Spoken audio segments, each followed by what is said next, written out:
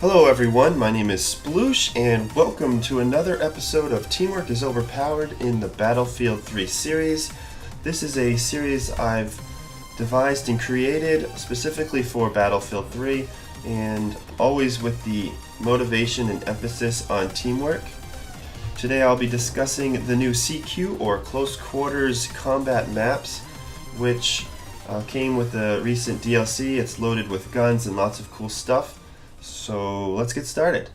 I'm going to consider this a part 2 to my first infantry video for Battlefield 3. I made it in November and it received well over 15,000 views. I did get some random criticism for making fun of the Teamwork is Overpowered concept. Some people actually took me literally, which is a mistake. And also a lot of people criticized the guns I mentioned, but keep in mind since November this game's been patched several times. So as an update, I do have to mention gun stats again, which may get nerfed in the future, but do keep that in mind on this video of the date it's made. So moving on to gun stats, I think the Assault, or what I call Medic kit, I think that it is by far the better kit to use in the CQ gameplay. I've had people tell me that they think Support is the secret better kit, but for reasons I'll explain later, I don't believe that to be so. First of all, the Assault continues to have the most dominant guns.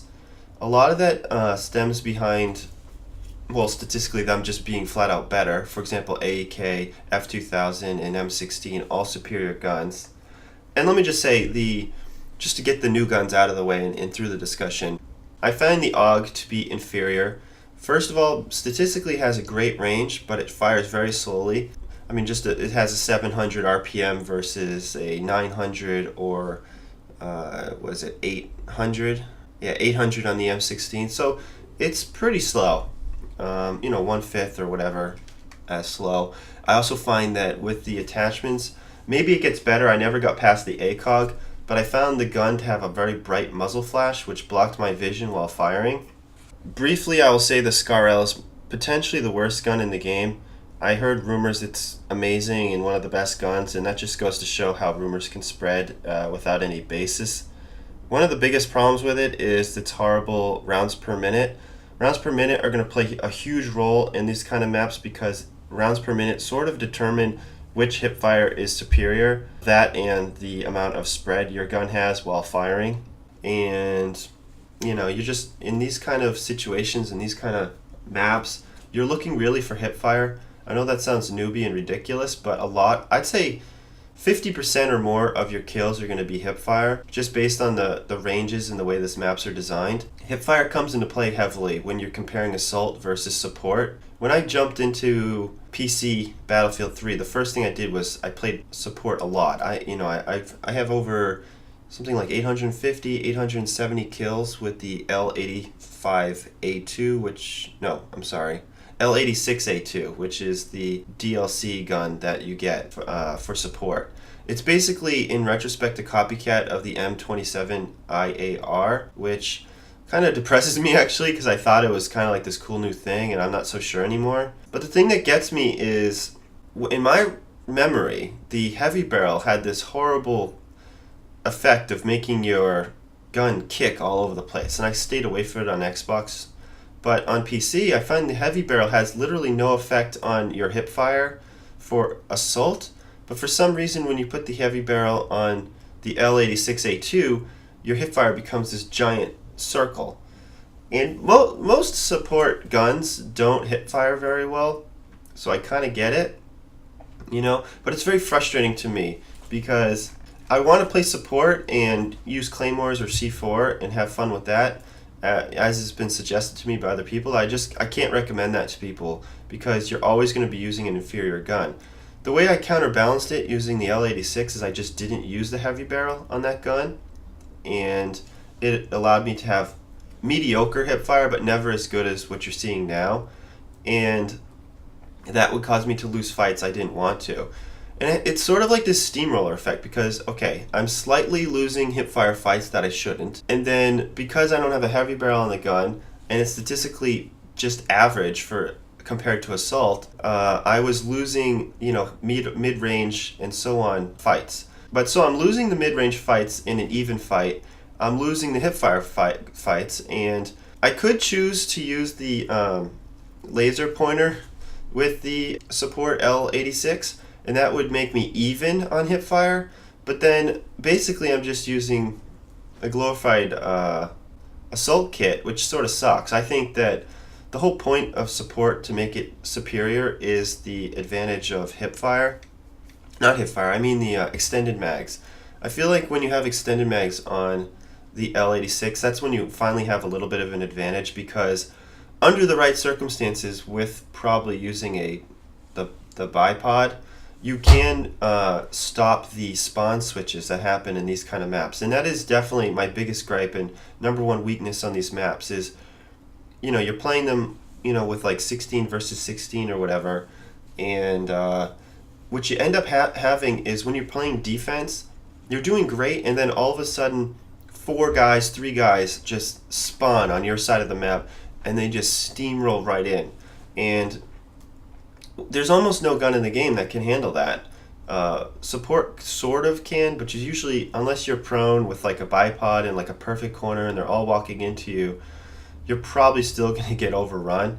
It's just going to happen with 3 dudes shooting at you, and you can only kill so fast. I do want to mention too, what's with the grips? Can someone put in the comments?